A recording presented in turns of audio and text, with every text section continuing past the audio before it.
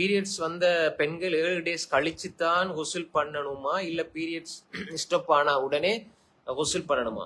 அவங்களுக்கு அந்த நாள் வந்து சிலவங்களுக்கு 5 நாள் வரும், சிலவங்களுக்கு 7 நாள் வரும், சிலவங்களுக்கு 10 வரும், சிலவங்களுக்கு 15 14 15 வரைக்கும் வரும். எப்ப அவங்களுக்கு ஹைல் நிக்குதோ அந்த மாதவிடாய் நிக்குதோ அவங்க குளிச்சு கொள்ளலாம்.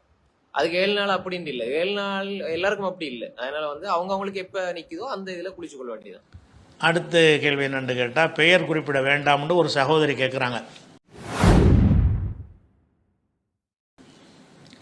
பொதுவாக பெண்களுக்கு மாதவிடாய் மாதத்துக்கு 4 அல்லது 7 நாட்களுக்குள் முடிவடைகின்றன.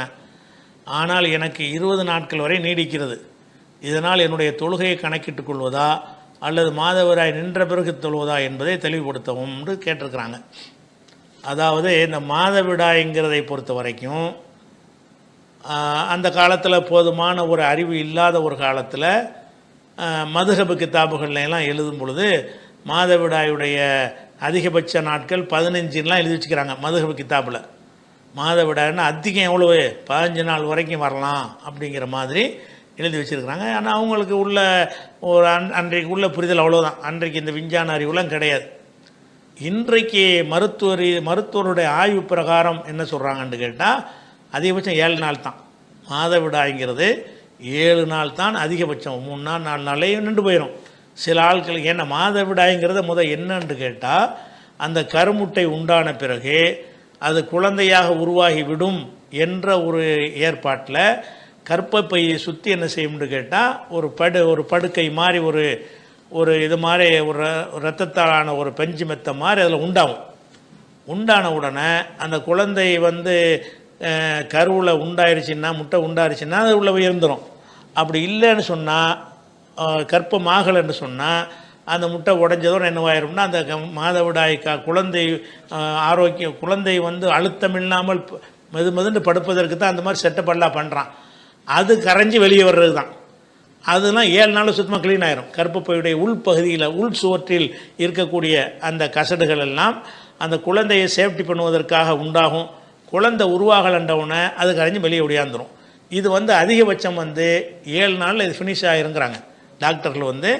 7 நாளைக்கு மேலே உங்களுக்கு மாதவிடாய் வந்துச்சுன்னு சொன்னால் அது மாதவிடாய் அல்ல, வேறு ஏதோ ஒரு நோயான காரணமாக இருக்கும் என்பது தான்.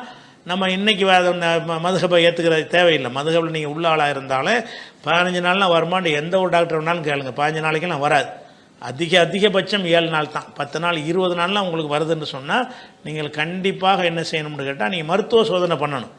ஏன்னு கேட்டால், அதாவது ஹார்மோனில் இது பிரச்சனை ஏற்பட்டதுனால இப்படி அதிக நாட்கள் வரலாம். கருப்பைக்குள்ளே சில கட்டிகள் தோன்றி இருக்கும், அதனால கூட வரலாம். பாக்டீரியா தொற்றுனாலே அந்த ரத்தம் அதிகப்படியாக வந்துக்கிட்டு இருக்கலாம். கர்ப்பப்பையில் புற்றுநோய் இருந்தாலும் அது மாதிரியாக வந்திருக்கலாம். அல்லது காப்பர் டீ போன்ற அந்த டீ மாதிரி சாதனத்தை நினச்சிவாங்க கர்ப்பப்பையில் வைப்பாங்க. இங்கிலீஷில் டீ இருக்குல்ல, அது காப்பரில், அது காப்பர் டீன்னு பேர். அந்த காப்பர் டீ மாதிரி சாதனங்களை வச்சாங்கன்னா அதனுடைய பக்க விளைவுக்காக வேண்டி இப்படி ஏற்படலாம். அதில் ரத்தம் உறையக்கூடிய தன்மை குறைந்துருச்சுன்னு சொன்னால் சின்ன சின்ன கசிவுகளும் கூட உறையாமல் அப்படியே வந்துக்கிட்டே இருக்கும், அது காரணமாக இருக்கலாம். அல்லது எடுக்கிற மருந்துகள்னால பாதிப்பு இருக்கலாம். நிறைய காரணம் சொல்கிறாங்க. அதான் 7 நாளைக்கு மேலே வருவதற்கு பல காரணங்கள் இருக்குது. அதனால் நல்ல இது சம்பந்தமான திறமை உள்ள ஒரு பெண் மருத்துவரை நீங்கள் சந்தித்து ஆலோசனை பெற்று எதனால் இப்படி வருகிறதுன்னு கண்டறிந்து சிகிச்சை மூலமாக அது அந்த 7 நாளாக அதுக்குள்ளே கொண்டு வந்துடலாம். எவ்வளோ நாளைக்கு உள்ளதை கொண்டு வந்துட முடியும். 7 நாள் தான் உங்களுக்கு மாதவிடாயுடைய கணக்கு என்பது தான் அதிகபட்சம் அப்படின்னு இருக்குது. நீங்கள் அது சோதிக்கிற வரைக்கும் 7 நாள் வரைக்கும் மாதவிடாய் என்று எடுத்துக்கொண்டு, ஏன்னாட்டா இது உங்களுக்கு உங்கள் துவக்கத்திலேருந்தே 20 நாளாக இருக்குன்னா உங்களுக்கு கணிக்க இயலாது. ஆரம்பத்தில் ஒரு குறிப்பிட்ட நாள் வரைக்கும் வந்திருந்து இப்போ கொஞ்ச நாள் அது வருதுன்னு சொன்னால், நீங்கள் அந்த உங்களுடைய கணக்கு பிரகாரம் மாதவிடாய்க்குரிய நாள் எதுன்னு இருக்குல்ல, அந்த கணக்கு பண்ணி அந்த நாட்களை கழித்து விட்டு மீதி நாட்களில் அது மாதவிடாய் இல்லை, நோயினால் ஏற்படுற ரத்தம்னு என்ன செய்ய முடிவு பண்ணணும்.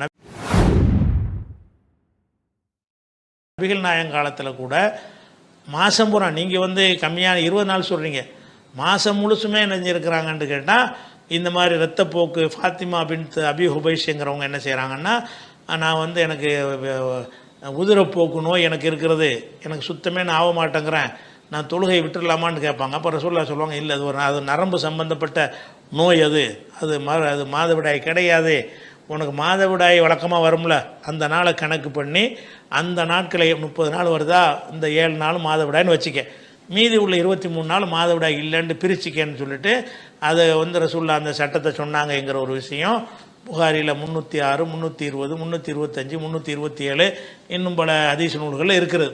அந்த மாதிரி ஒவ்வொரு தொழுகைக்கும் ஒழுவு செய்து கொள்ளுங்கிறாங்க. ரத்தம் வந்துக்கிட்டே இருந்தால் கூட அதை கவனிக்க தேவையில்லை, ஒவ்வொரு தொழுகைக்கும் ஒழுவு செஞ்சுக்கணும். ரத்தம் வந்துக்கிட்டே இருக்கா, 20 நாளில் 7 நாள் மாதவிடாய், மீதி 13 நாள் வந்து மாதவிடாயில் நோயினால் வரக்கூடிய ஒரு கசிவு, அந்த கசிவு வரும் என்று சொன்னால் அது தொழுகையை தடுக்காது. அப்போ அசுத்தமாக வந்து கொண்டிருக்கும்போது தொழலாமான்னா இவங்களுக்கு மட்டும் தொழலாம்.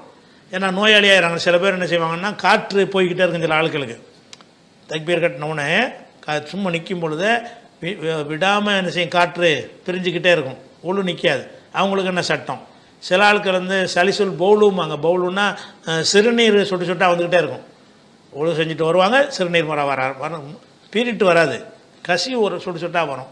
அப்போ காற்று தொடர்ந்து வரக்கூடியது, சிறுநீர் இதெல்லாம் சில நோயாளிகள் இருக்கிறாங்க. இவங்களுக்கெல்லாம் என்ன சட்டம்னு கேட்டால், அது வெளியே வந்துக்கிட்டு இருந்தாலும் பரவாயில்லை, அசுத்தம்னு நீங்கள் பார்க்க தேவை, நோயினால தானே வருது, அதனால் அது சிறுநீர் சொட்டு சொட்டாக வந்தாலும் பரவாயில்லை, நீங்கள் தொழுவுங்க, காற்று பிரிஞ்சாலும் பரவாயில்லை தொழுவுங்க. எப்படி தொழுவணும்னு கேட்டால், அவங்க வந்து ஒரு ஒரு லோகருக்கு வந்து தொழுகிறாங்கன்னு வைங்களேன், லோகருக்கு ஒழு செஞ்சிட வேண்டியது, அசர் வந்தவனை ஒழுவே நீங்காட்ட கூட அசருக்கு ஒரு ஒழு செஞ்சிட வேண்டியது, மகரிப்புக்கு ஒரு ஒழு செஞ்சிடும். ஒரு வக்துக்கும் ஒரு என்ன செய்யணும், தவல்லை இல்லை குள்ளி செலாத்தின், ஒவ்வொரு தொழுகைக்கும் நீ ஒழு செஞ்சிக்க, அடுத்த வக்து வர்ற வரைக்கும், அடுத்த வக்தை தான் சொல்கிறாங்க. அப்போ லொஹருக்கு ஒழுவு செய்து விட்டு லொஹருடைய சுண்ணத்து போக்குவரத்து எல்லாத்தையுமே அந்த ஒரு ஒழுவில் செய்யுங்க. அதுக்கு பிறகு நீங்கள் இயற்கையாக வரக்கூடிய இந்த சொட்டு சொட்டாக வர்றது வந்துக்கிட்டு இருந்தாலும் அது பிரச்சனை இல்லை. அடுத்த வக்து வந்தவுடனே மறுபடியும் ஒழுவு செஞ்சிருங்க. அப்போ இந்த இரத்த போக்கு வந்து கொண்டு இருப்பது தொழுகையை பாதிக்காது, காற்று பிரிந்து கொண்டே இருப்பது தொழுகையை பாதிக்காது, சிறுநீர் சொட்டு சொட்டாக கசிவது தொழுகையை பாதிக்காது. அது வந்துக்கிட்டு இருக்கும்போதே நம்ம தொழுவலாம். அந்த ஹதீஸை படித்தாலே வழங்கும். 320, 325, 327, 306 இந்த ஹதீஸில் படிச்சிங்கன்னா. ஆனால் கண்டிஷன் என்னென்னு கேட்டால், வக்துக்கு வக்து ஒழு செய்யணும் அப்படிங்கிறது தான் அந்த கழுவிட்டு செய்யுங்கன்றாங்க.